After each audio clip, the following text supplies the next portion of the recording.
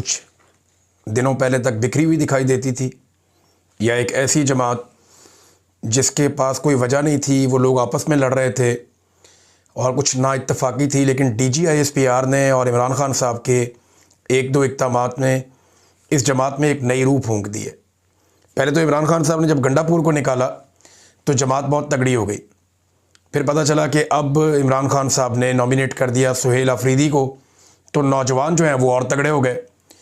फिर जो DGISPR ने कल के दिन प्रेस कॉन्फ्रेंस की, उसने पाकिस्तान तहरीक इंसाफ में एक नई रूह फूंक दी है। यानी DGISPR का जितना शुक्रिया अदा करे पाकिस्तान तहरीक इंसाफ उतना कम है। और तहरीक इंसाफ ने DGISPR को जो जवाब दिया है, मैं इसको जवाब नहीं कहूँगा, मैं इसको रगड़ा कहूँगा। वजह यह है कि उन्होंने एक एक हकीकत निकाल के सामने रखी। देखिए, DGISPR पाकिस्तान के सबसे ज़्यादा बजट लेने वाले इदारे पाकिस्तान